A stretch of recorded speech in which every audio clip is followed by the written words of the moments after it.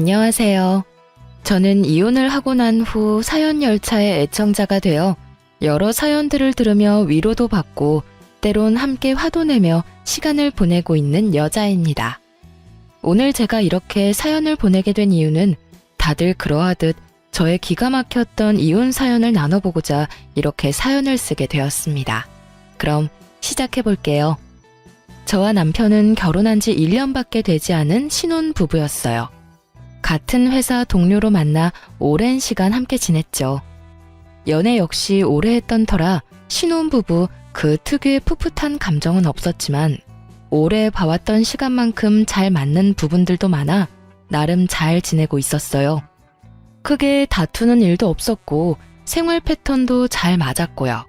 거기에다 친정뿐 아니라 시댁 역시 다른 지역에 있어서 저희 두 사람만 잘 지내면 다른 이유로 싸울 일은 전혀 없을 거라 생각했죠.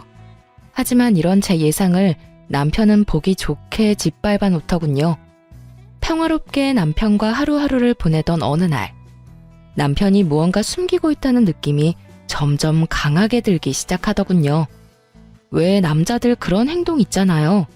과하게 제 눈치를 살핀다는 느낌이 들며 어딘가 모르게 뚝딱거리는 멍청이처럼 행동하는 거요. 전 그런 남편을 지켜보다 답답해서 터놓고 물어보았죠. 여보, 무슨 일 있지? 아니, 아무 일 없는데 왜? 당신 요즘 수상해? 계속 내 눈치 살피고 행동도 어색하고. 하여튼 이상한 게 한두 가지가 아니라고. 그러지 말고 숨기고 있는 거 있으면 빨리 말해. 내가? 아닌데, 나 진짜 숨기고 그런 거 없어. 남편은 한사코 아니라며 손사래를 쳤지만 남편의 행동은 계속해서 더욱 수상해졌어요. 갑자기 전화를 화장실이나 제가 없는 곳에서 받는다거나 회사에선 점심을 함께 밥을 먹곤 했는데 이야기도 없이 점심시간에 사라져 한참 뒤에나 나타난다거나 등등 수상한 점이 한둘이 아니었어요. 남편의 그런 행동은 저와 인내심을 바닥치게 했고 결국 남편을 다시 추궁하기 시작했죠.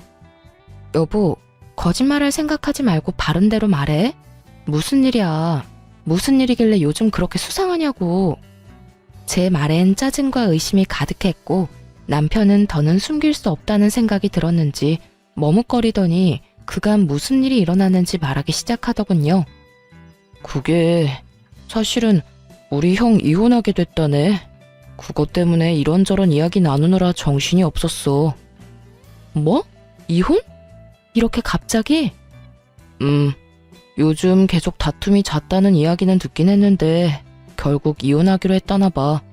아기 없을 때 그냥 정리하기로 합의했다네. 아, 그래.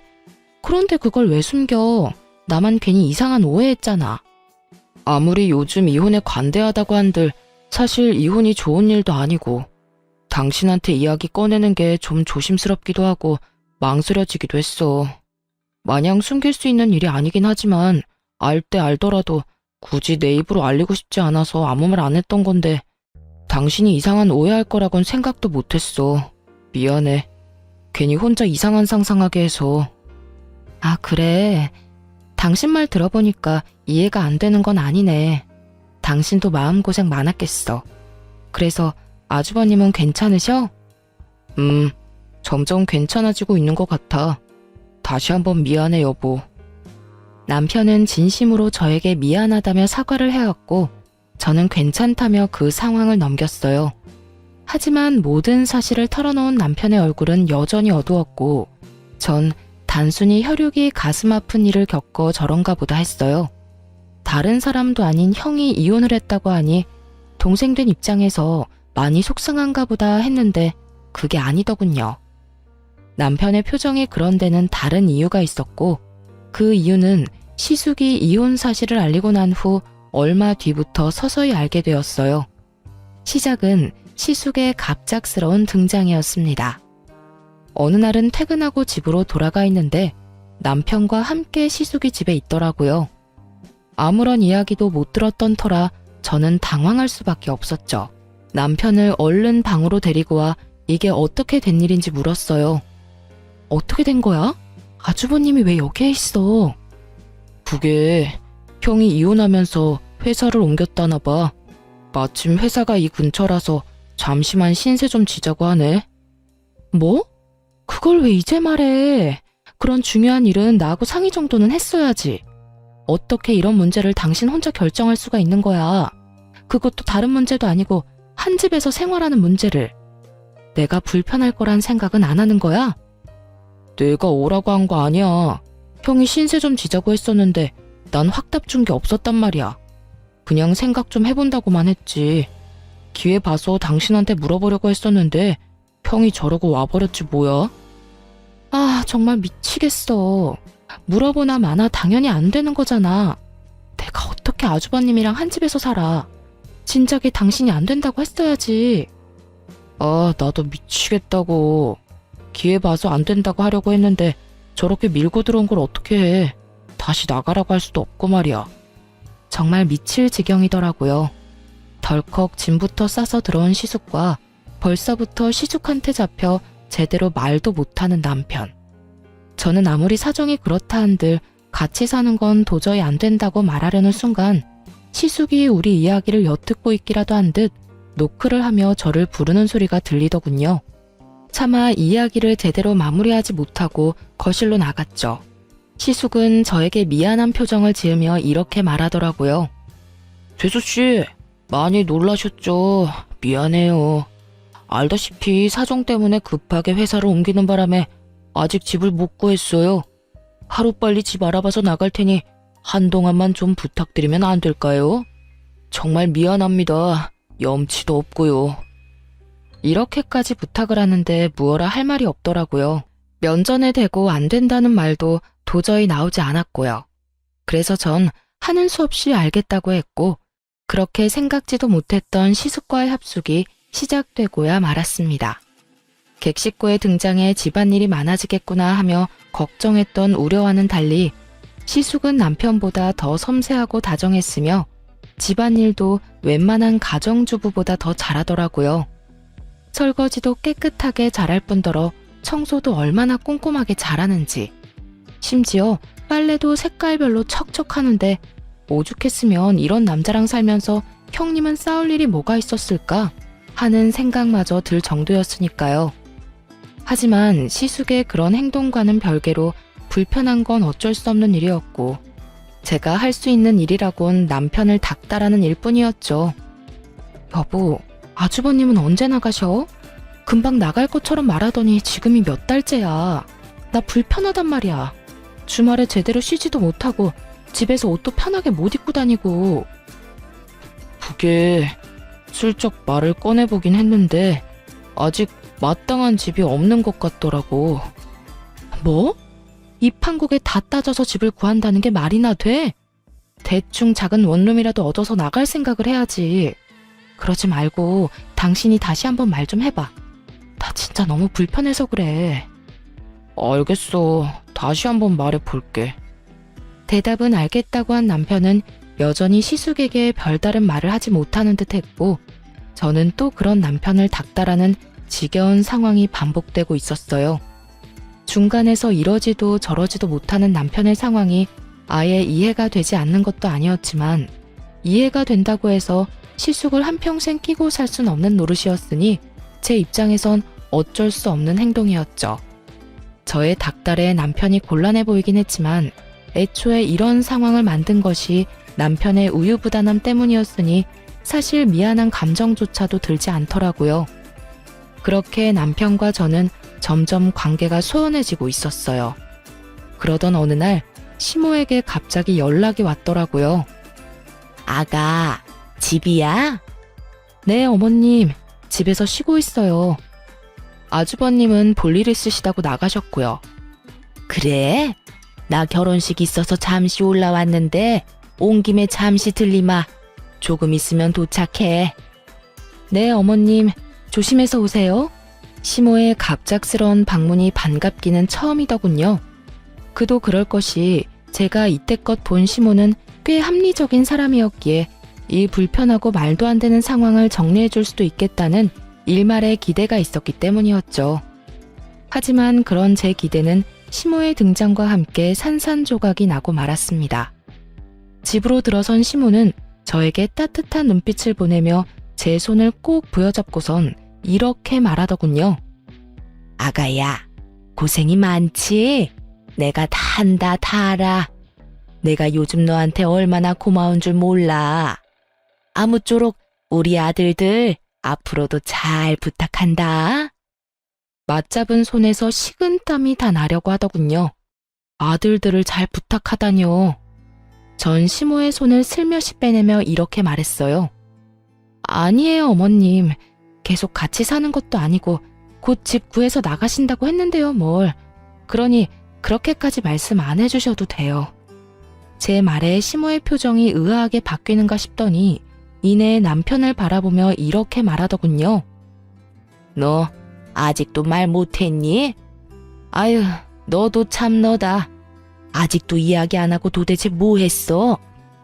시모의 말에 남편은 고개를 숙이며 아무 말도 못하고 있었고 이해하지 못할 상황에 저 역시 남편에게 물었죠.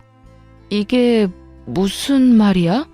나한테 못한 이야기가 또 있어? 어? 그런 거야? 말을 좀 해봐.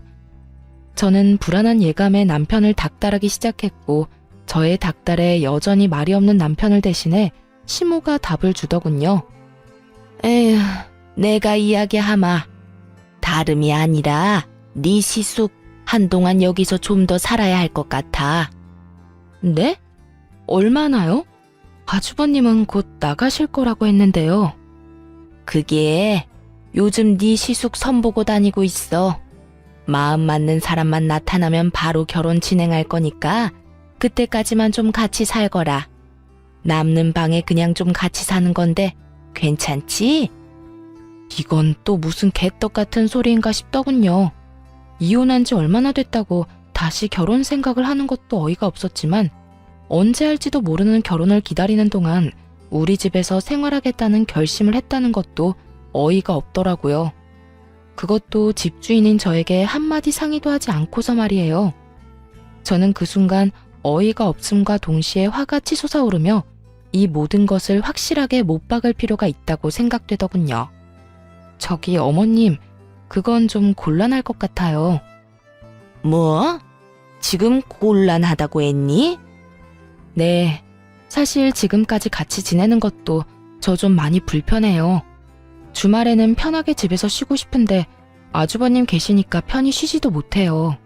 차림도 매번 신경 써야 해서 불편하기도 하고요. 애초에 길어도 한 달이겠거니 했는데 아무튼 전 좀 힘들 것 같네요. 너 혹시 생활비 때문에 그러니? 그런 거라면 걱정하지 마라. 내가 다달이 생활비 보내주마. 아니요, 어머님. 돈 때문이 아니라 말 그대로 불편해서 싫어요. 그리고 언제 세장가 드실지도 모르는데 어떻게 같이 산다고 할 수 있겠어요? 아무튼 여러모로 힘들 것 같네요. 죄송해요. 저는 단호하게 저의 뜻을 전했고 그런 저의 태도에 시모는 섭섭한 기색을 내비치긴 했지만 어떻게 해서든 저를 설득하려 애써 화를 억누르며 말하더라고요. 예, 그러지 말고 다시 생각해봐. 괜히 나가서 돈 낭비할 바엔 여기서 같이 지내면 돈도 아끼고 가족끼리 붙어 살면서 가족 정도 들고 얼마나 좋니? 죄송해요, 어머님. 아무리 그러셔도 전 힘들 것 같아요. 시모가 친절하게 설득하든 간절하게 설득하든지 간에 저는 뜻을 굽히지 않았고 점점 시모의 얼굴이 일그러지던 그 순간이었어요. 현관문이 열리며 외출해서 돌아온 시숙이 집으로 들어왔고 심상치 않은 분위기에 빠르게 상황을 살피더니 시모에게 핀잔을 주기 시작하더군요. 어머니, 또 그런 말도 안 되는 소리 하셨어요. 저 손 안 본다니까요.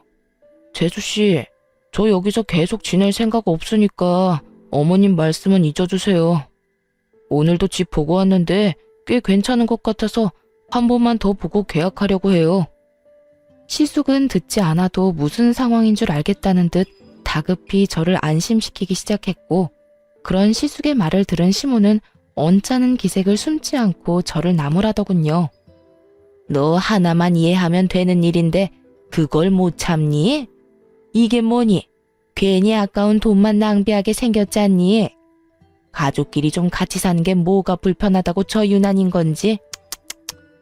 정말 시모의 말을 듣고 있는데 하고 싶은 말들이 목젖을 마구 때리고 있었지만 꾹 참았습니다. 이미 시숙은 조만간 나가겠다는 말을 뱉어냈고 제가 여기에서 입을 더 열어봤자 시모하고 싸우기밖에 더 하겠냐는 생각에서였죠. 그런 저의 의중을 읽은 남편은 황급히 시모를 배웅하고 나섰고 시숙은 시모를 끌고 가다시피 데리고 나가며 터미널로 모셔다 드리겠다고 하더군요. 이런 남자들의 행동을 보니 그 어이없는 제안은 그저 시모 혼자만의 계획이었구나 싶긴 했지만 남편에게 화가 나는 것은 어쩔 수 없더라고요. 여보, 정말 매번 이럴 거야? 이런 이야기는 빨리 나한테 말했어야지. 그게 도저히 입이 안 떨어져서 그랬어. 당신은 이 상황을 빨리 정리하고 싶어하고 엄마는 엄마대로 계속 난리고 형은 자기가 알아서 한다고 나보고 잠자코 있으라고 그러고 나도 여러모로 힘들었다고. 하여튼 당신한텐 미안해. 괜히 우리 형 때문에 이런 일이나 겪게 하고 말이야. 그걸 말이라고 해? 당신 원래 이렇게 우유부단한 사람이었어? 어머님, 아주버님한테 당신이 딱 잘나서 안 된다, 빨리 나가달라고 한마디만 하면 이런 일이 벌어지는 일도 없을 거 아니야. 당신이 매번 우물쭈물 아무 말도 못하고 그러니까 두 사람 다 긍정으로 알아듣고 이러는 거 아니야. 당신 말이 다 맞아. 미안해. 내가 애초에 잘 대처했어야 했는데 나도 내가 이렇게까지 우유부단한 사람인 줄 몰랐어. 미안해 여보. 우유부단의 끝인 남편을 붙잡고 이야기해봤자 달라질 것은 없어 보였죠. 반성하는 남편의 모습과는 무관하게 매번 상황을 이렇게 만들고야 마는 남편의 모습에 실망과 함께 짜증이 깊숙이 올라오더라고요. 모든 상황이 다 짜증이 가득했지만 제가 잘못한 것 하나 없는 이 상황에서 오로지 저만 나쁜 년이 되는 그 상황이 특히나 더 짜증이 나더군요. 이러나 저러나 시숙이 나가기만 하면 다 해결될 상황이었고 그랬기에 전 시숙이 나갈 날만 손꼽아 기다리고 있었죠. 하지만 이런 제 바람과는 달리 금방이라도 나갈 것만 같던 시숙은 이사한다는 소식이 없었고 남편은 점점 굳어져가는 제 눈치만 살피고 있더라고요. 그런 남편의 행동이 수상했지만 더 숨길 것이 있을까 하는 생각에 남편을 추궁하지 않고 그저 상황을 살피고 있었어요.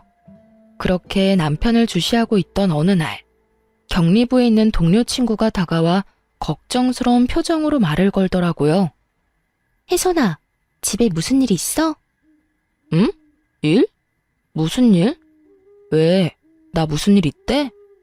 아니, 네 남편 이번에 퇴직금 정산해서 받아갔어. 대출도 알아보고 있는 것 같던데 도대체 무슨 일이길래 그 큰돈이 필요한가 싶어서. 이건 또 무슨 일인가 싶더군요. 퇴직금만 해도 금액이 꽤 될 텐데 그것도 모자라 대출까지. 전 깊이 생각해 볼 필요도 없이 분명 시숙과 관련해서 무슨 일이 일어나고 있다는 것을 직감적으로 느끼게 되었죠. 그러면서 전 제가 모르는 무언가가 많다는 것이 확실해지며 이 모든 물음표 가득한 상황을 해결해 줄 사람은 시숙과 이혼한 형님뿐이라는 생각이 들더라고요. 그래서 전 염치불고하고 이혼한 형님에게 전화를 걸었죠. 형님, 오랜만이죠. 갑자기 연락해서 죄송해요. 죄송은 무슨, 괜찮아. 동서, 무슨 일 있어? 그게, 형님, 아주버님이랑 왜 이혼하셨는지 여쭤봐도 될까요? 저의 돌직구적인 물음에 형님은 한참 망설이는가 싶더니 무거운 입을 떼더군요. 그 인간 바람 피우고 있었어. 잠깐의 실수도 아니고 꽤 오랫동안 만나왔더라고. 나한테 다 들킨 뒤에도 미안하다는 말은커녕 도리어 큰 소리치면서 이혼하자고 해서 해줬어. 아, 그러셨구나. 전 몰랐어요.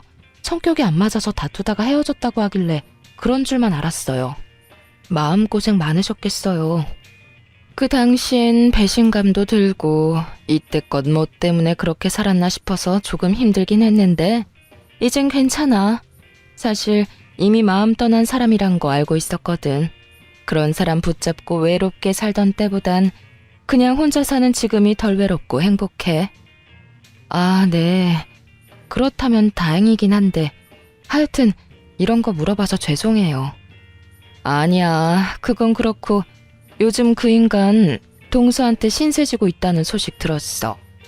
내가 이런 말 해야 하나 말아야 하나 고민 많이 했는데 동서, 그 인간 돈 없어. 상간녀 위자료랑 자기 위자료 다 그 인간이 내서 아마 지금 빚잔치 중일 거야. 그러니까 얼른 내쫓아버려. 그렇지 않으면 그 인간 쭉 늘어붙을 수도 있어. 어쩐지 역시 형님께 죄송하지만 여쭤보길 잘한 것 같네요. 이제서야 하나둘씩 퍼즐이 맞춰지는 기분이에요. 그렇다면 다행이고. 그리고 자세히는 말 못하지만 서방님도 잘 살펴봐. 나처럼 뒤통수 맞지 말고. 저희 남편이요? 그 사람이 왜요? 혹시 그 사람도 이상한 짓 하고 돌아다니나요? 뭐 아시는 게 있으신 거예요? 내가 말하기는 뭐하고 동서가 잘 지켜봐. 나도 확실하진 않아서 정확하게 뭐라고 말하기는 좀 그래서 그래. 하여튼 내 꼴 나기 싫으면 동서가 스스로 나서서 조사하는 수밖에 없어. 그럼 끊어. 형님과의 통화가 끝난 후 생각이 많아질 수밖에 없더라고요. 일단 시숙은 돈이 없어 우리 집에서 지내고 있었던 것이었고 남편이 큰 돈이 필요했던 이유는 시숙 때문에 맞더군요. 한 푼 없는 시숙이 우리 집에서 나가야 하는 상황이 되니 남편이 돈을 마련해주고 있었던 것이었죠. 그렇게 다른 수상한 점은 밝혀졌는데 아무리 생각해도 마지막 말이 이상하더라고요. 남편을 잘 지켜보라니. 누가 들어도 수상한 말이잖아요. 하지만 형님 말과는 달리 남편에겐 수상한 점은 전혀 없었어요. 매번 출퇴근도 저와 함께 했고 시숙 때문에 사이가 소원해지기 전까진 점심시간에도 저와 함께 했으니까요. 그것뿐인가요? 주말에도 거의 함께 시간을 보냈으니 딴짓할 시간 따위 없었을 테니 더욱 이상했죠. 그렇게 한참을 생각하던 제 머릿속을 스치고 지나간 것이 있었는데 그건 시댁이었어요. 시숙과 남편은 1, 2주일에 한 번씩 시댁에 다녀오곤 했는데 그때마다 한사코 두 사람만 다녀오겠다고 하곤 했었어요. 저도 시댁에 가지 않아도 된다고 하니 의심을 하기보단 기쁜 마음이 더 컸기에 별다른 생각을 하지 못했었고요. 하지만 남편이 딴짓하고 있다면 유일한 시간이 그때뿐이란 생각이 들었죠. 시숙이 이혼하고 난 뒤에도 여전히 시댁엔 두 사람만 다녀오곤 했으니 이것뿐이다 싶더군요. 전 아무것도 모르는 척하며 두 사람이 시댁을 간다고 하는 날만 기다렸고 저의 바람대로 두 사람은 며칠 뒤 다가오는 주말에 시댁을 다녀오겠다고 하더라고요. 여보, 나 이번 주 주말에 형이랑 집에 좀 다녀올게. 아, 그래? 그러면 이번엔 나도 갈까? 아무래도 저번에 그런 일도 있었고 같이 가서 얼굴 비추는 게 좋지 않을까? 어? 아니야. 그런 일 있었으니까 한동안 가지 않는 게 좋지. 우리 엄마 성격 잘 알잖아. 이번에 같이 가면 아마 모르긴 몰라도 당신 엄청 못 살게 굴 거야. 그런가? 그럼. 그러니까 그냥 이번엔 형이랑 나랑 다녀올게. 한사코 안 된다고 난리를 부리는 남편의 모습에 전 더욱 미심쩍어지며 주말을 더욱 기다리게 되었어요. 그렇게 다가온 주말, 전 조심스럽게 두 사람 뒤를 밟았고 남편과 시숙은 시댁이 아닌 시댁 근처에 있는 골프장으로 향하더라고요. 골프장이 가까워질수록 전 그동안 속았던 제가 한탄스러우면서도 그저 기분 전환차 골프를 치러 가는 것이길 얼마나 바라고 또 바랐는지 모릅니다. 하지만 저의 이 바람이 처참히 무너져 버리는 것은 순식간이었죠. 골프장 주차장에 멈춰섰고 골프장 입구에 기다리고 있는 두 여자를 향해 시숙과 남편이 다가가더군요. 딱 보기에도 어려 보이는 두 여자. 그중 한 여자는 시숙과 아주 깊은 관계인 듯 만나자마자 어깨에 손을 두르며 걸어갔고 남편과 남은 한 여자는 멋쩍은 듯 가벼운 눈인사를 나누곤 시숙과 여자의 뒤를 따르더라고요. 그 모습에 안도라는 걸 하는 제가 얼마나 한심했는지 모릅니다. 남편이 저를 속이고 모르는 여자와 골프장이나 다닌다는 배신감보다 그 여자와 대면대면한 사이라는 것에서 오는 안도감이 더 크게 느껴진다는 것이 저를 비참하게 만들어 눈물이 나더라고요. 그렇게 전 눈물을 훔치며 오랜 시간 남편이 나오길 기다리고 또 기다렸어요. 2시간 뒤 주차장으로 나온 남편의 모습은 제 안도감을 한 방에 뻥 하고 날려버리더군요. 들어갈 때와는 달리 남편은 그 여자와 어색하기는커녕 누가 보아도 다정한 연인의 모습으로 나오고 있었고, 혹시나 했던 저의 믿음과 안도감은 그야말로 산산조각이 나고야 말았죠. 다른 건 몰라도 이혼만큼은 제 인생에 없을 거라고 생각했는데 살짝 열린 창문 틈으로 들리는 남편과 그 어린 여자의 대화 소리는 저를 무너지게 만들었습니다. 자기야, 이제 어디 갈 거야? 어디 가긴 좋은 데 가야지. 밥부터 좀 먹을까? 뭐 먹고 싶은 거 있어? 먹고 싶은 거보단 갖고 싶은 건 많은데. 그러면 쇼핑부터 하고 밥 먹으러 가자. 정말? 쇼핑도 시켜주는 거야? 자기 진짜 최고다. 이 정도야 뭐. 대신 또 만나자고 연락하거나 내가 연락하지 않았는데 먼저 연락하면 안 돼? 알겠지? 알겠어. 그런데 자기 결혼 안 한 거 맞지? 애인도 없다고 했고. 그러면 그냥 나랑 쭉 만나면 안 돼? 난 자기 정도면 좋은데. 난 결혼 생각도 없고 한 여자한테 얽매여서 살고 싶지도 않아. 자, 얼른 가자. 나 슬슬 배고파지려고 해. 얼른 살 거 사고 밥 먹자. 치, 알겠어. 가자. 남편은 얼굴색 하나 바뀌지 않고 미혼인 척하고 있더군요. 그간 천연덕스럽게 저를 속이며 기만한 것도 모자라 외간 여자들한테 돈을 써대며 이런 더러운 짓을 벌이고 돌아다닌 현장을 제 두 눈으로 목격하니 이혼 말고는 답이 없다는 생각이 들더군요.